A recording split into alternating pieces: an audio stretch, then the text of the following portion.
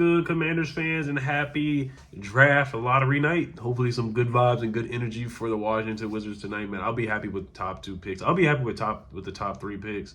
I'm just going to get the Wizards stuff out the way. Excuse me. As you can see, I'm on a business trip, so I wasn't able to make a video until now, 5 o'clock. But, yeah, Ace Bailey, Cooper, of course, Cooper Flag first, and then after that, Ron Harper's son, Dylan Harper, who's really, really, really good. Dylan Harper is a darn good player. He's really good. He can get downhill. He can finish through contact, can shoot the 3, heck of a passer, 3-level scorer. So, like, if we get picked 2, I'm 110% fine with that. Not too high on VJ Edgecombe, but, you know, he's one of the better players in the draft, and I do like Derek Queen out of Maryland, of course. But that's enough Wizards talk, so I just had to get that out of the way because, you guys know I love my Wizards for sure. So let's talk about rookie minicamp standout. So I did get to hear some podcasts, Logan Paulson, Craig Hoffman, and JP Finlay. They did talk about rookie minicamp. So I did want to react to what they said about it because there were no play-by-play tweets. Like, nobody was tweeting out anything. So I don't know if they wanted to gatekeep stuff. But they did say that 7-on-7 was kind of going through the motions. So it is rookie minicamp. But, you know, at this point in the season, we're just thirsty for any type of football, any type of content. That's why everybody's going crazy over the schedule right now. We're just hyped and excited for anything. We're just hyped and excited. The Eagles, the Commanders are going to host the Eagles Sweet 16. Not Sweet Week 16. Oh, Week 16, they're going to play against the Eagles on Fox. This is per Nikki Javala. So we got one leak that just came out already. I was going to talk about Trey Hendrickson too, but scratch that. Like, who really cares about Trey Hendrickson, man? We're not going to get him, so it is what it is on that part. But, so yeah, Nikki Javala said, one Commanders game is official. They host the Eagles in Week 16 on Fox. Fox Sports NFL tweets out, we're bringing the Heat in Week 16 with a can't-miss doubleheader. Catch an NFC East clash as the Eagles take on the Commanders, followed by an NFC North battle between the Packers and Chicago Bears, Saturday, December 20th. Okay, so that's a Saturday game. It's a Saturday game. So we're not playing on Christmas. I highly doubt you never know, they could though. But they could have us playing on Saturday and then playing against the Eagles. Playing on Saturday and then playing on Christmas. So Saturday, December 20th, and then Thursday. Oh yeah, we're playing on Christmas. We're probably gonna play on Christmas. Yeah, we're definitely playing on Christmas for sure.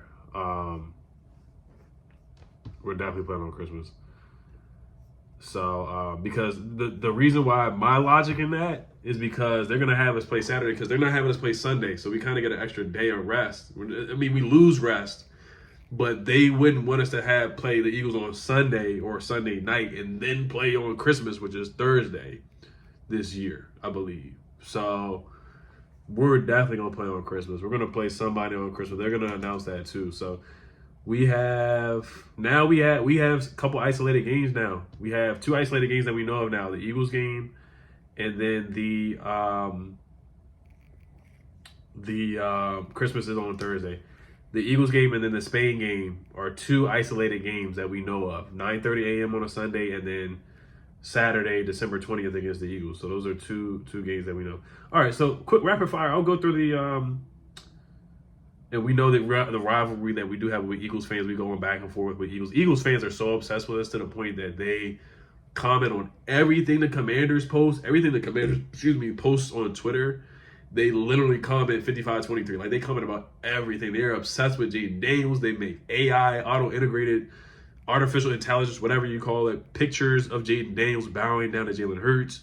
Like, they make everything a comparison to Jalen Hurts and Jaden Daniels, talking about his age or whatever. Like, Jaden Daniels at the age of 24 has already surpassed what Jalen Hurts did in his career. Now he won a Super Bowl, but I'm just saying at that age of 24, Jaden Daniels passed what Jalen Hurts did as an individual quarterback. And they're just so obsessed with Jaden Daniels because he beat them and he's so good, And so that's how obsessed Eagles fans are. They're just super obsessed. They win a Super Bowl and they still talk about us every day. They wake up like, there's one of their people on Twitter, one Eagles fan on Twitter was talking about Jaden Daniels' hair and his hair extensions. Like, bro, like, what are you doing? Like, you're just so pressed to talk about Jaden Daniels. You started talking about his hair and stuff. So it's just getting out of line where they're not even talking about football. They're just trying to come at Jaden Daniels because they're so obsessed with him, because they're so afraid of him. So that's just how Eagles fans are. But this will be a fun matchup. So is this going to be, let me see, this is at home or on the road at Philly? I'm happy we did not get week 1 against the Eagles. I'm happy that we did not play, that we did not get the Eagles on week 1. I'll just say that. So then it's in DC. It's in Landover, Maryland. I never call it DC because I call it where it's at. It's in Landover, Maryland. Okay. All right. So we play the Eagles in Landover, Maryland on Saturday, December 20th. We're definitely playing on Christmas. That's a fact. That's a fact. Let me tweet that out right now. We're definitely playing on Christmas. If you want to follow me on Twitter, I'll put my Twitter handle down below. I'll never call it X either. So yeah, let's get to the standouts here. So like I said, I like that. I like playing the Eagles later in the season. That's my logic, and I didn't want to play them out the gate the first game, especially in Philly. Like, we're not gonna get any calls. It's gonna be a biased game. Like, it's just not a good way to start the season, in my opinion. I'm not ducking any smoke or nothing like that. But week 1, give us the Falcons, 4:30 p.m. in Atlanta.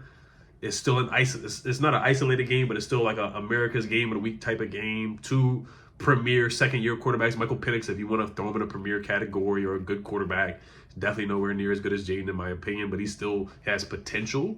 So you can have that matchup that went to overtime last year. You can have that rematch, hype it up as a 4:30 game in the Dome in Atlanta. You know, that's my logic there. I don't, everybody wants a Sunday night game, the first game. I'm not really pressed for it. We can't get the Thursday night game. We're probably not going to get the Monday night game. We'll see. But I'm fine with starting off at 4:30 against the Falcons. That's my logic. And then week 2, we probably play the Bears, the rematch, the Hail Mary rematch, where we ended their season Thursday night football against Caleb Williams and the Bears. And we probably end their season again off the early this year. So that's my logic on it. I mean, if you guys really want a primetime game to start off the season, that's fine. I'm down for that too. If you want the Chiefs in the first game, a lot of people want that to start off the season, but I think that's more likely kind of like a Christmas type game, something like that. But yeah, let's get to the rookies here, because I could talk about this all day with the schedule. This is probably the most excited we've all been about a schedule in a long time, because we know how many primetime games we're going to get. All right. So Logan Paulson, man, he raved about Trey Amos. He loved Trey Amos from rookie minicamp. I know his one day, his T-shirt and panties, whatever B-Mitch calls it. He said he stood out when the coach said that's a good rep or getting better every rep. He had the correct shoulders on the bags drills, running the hoop the right way, and taking coaching well. Logan Paulson was like, who is that guy? Because he sits up like a little bit higher, probably where Kevin Durant was at. No, Kevin Durant was at was that Ashburn or was that Richmond? I can't remember. But Logan Paulson sits up high at the practice. And he was just like, oh, who's that guy? And then Trey Amos would walk up and get closer. And he'd be like, oh, that's Trey Amos. That's how good Trey Amos was, how quick he was, and how mobile, the fluidity. He said the flipping his hips looked good. Every drill was really good. He was catching the football in drills, of course, just DBs catching the football, practicing getting interceptions, ball in his life. And the way he tracked the football against the scout team offense, he did a good job. So it's Trey Amos. And that's good news, too, because the whole back injury, I know some people in the comments got upset when I talked about the back injury, but GMs apparently were concerned, and it's all good. I'm happy they were concerned, because he fell to us in the second round when he really wasn't supposed to. A lot of people projected him to be a first-round pick, and he fell to us in the second round, so I'm fine with that. But Trey Amos stood out. Logan Paulson, let's say Rob McDaniel, the safety out of Jackson State, stood out. Good pop in the bag drills as well. Good play strength and good rhythm. Really good athleticism. Hits the bag really hard and showing a lot of physicality as well. So that's all they really said about Ron McDaniel, the safety who could possibly take Percy Butler's spot. They cut Trey Rucker. Who else? Quan Martin's on the roster. Will Harris is on the roster. Tyler Owens is on the roster. Dom Hampton, if you want to say he's a safety linebacker hybrid.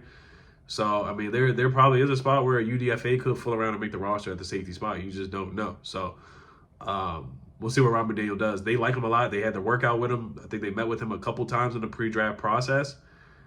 So Rob McDaniel, he's an athletic freak compared to with his RAS score says. I think he had like 40 inch vert or something like that, 4.5 40-yard dash. So keep an eye on Rob McDaniel in OTAs and in training camp and the mini camp and all the mandatory stuff. Keep an eye on Rob McDaniel and the preseason games too, for sure. Of course, Josh Connolly. I'm trying to talk about some low key guys like some of the UDFAs here. But JP Finley loved Jalen Lane. He said he was catching punts really well. Every drill is really important to Jalen Lane. He's locked in on every drill. He had urgency in every drill. He practices like a coach's son. I think his dad is a coach. And he's going to be a very good pro. He got a deep pass once in the 7-on-7s, and he looked phone booth fast. So I love hearing that. He did say Malik Carr was looked really big. It looked like he should transfer to an offensive tackle instead of tight end. And that's the tight end out of Michigan State that I told you guys about, that I'm really intrigued by, Malik Carr. He probably won't make the 90-man roster, but I'm just saying, you're 6'5", like, and he played basketball. He's athletic. He was Offensive Player of the Week at Michigan State one time. He played basketball with Keon Coleman at Michigan State for Tom Izzo, who I really hate. I hate Michigan State basketball with a passion. And they talked about Dorian Anderson a little bit. They said he's 6'7". That's all they really said about him. But really the standouts were Trey Amos, Rob McDaniel, Josh Carnley, just the drill with the weighted workout balls that they were working out with. Josh Carnley did a great job on that drill, showed the foot speed, the athleticism, and everything, the play strength. Tim McKay had his arm in a sling, so he did not participate because he tore his pec on his pro day doing the bench reps. And then Fentrell Cypress did not participate in practice. They did not say what injury he had, but Fentrell Cypress did not participate in rookie minicamp at all. So we'll see what happens with him in that situation. So Trey Amos, Ja'Cory Brooks. They said Ja'Cory Brooks, his route running, his stemming the routes and every drill was really good too. So Logan Paulson did say that Ja'Cory Brooks, the undrafted free agent who went to Alabama and then transferred to Louisville, had a really good year. Louisville last year stood out, and that's a guy that I have making the roster. I have Ja'Cory Brooks making the 53-man roster. So, all right, you guys let me know what you guys think. As always, Hells Commanders, peace. Last thing before I get to Logan Paulson said TJM looked good, the rugby player, good and fast and urgent and twitched up. The punt drill, he's giving his all in every drill. Did really good in the pass rush drills as well. Showed some pop and some athleticism and some explosiveness. So TJM, the International Pathway Program player, will he make the roster? We'll see once again. But I definitely think he'll be on the practice squad and just be around the facility and be with the team for sure. But it's good to hear that TJM looked good. And TJM is 22 years old. I'm sorry I cannot pronounce his last name. He also did say that Kane Madrano is a different mover. His ability to adjust and twist and contort was different. Did really well on some of the backpedaling drills and keeping his pad level low. He looked like he was skating out there as well, and he was really motivated to play in special teams. But I love that TJM is motivated to play in special teams. TJM might fool around and block a punt or block a kick in preseason or something like that. I could definitely see that happening by TJM. So, all right, you guys, Hells Commanders, peace.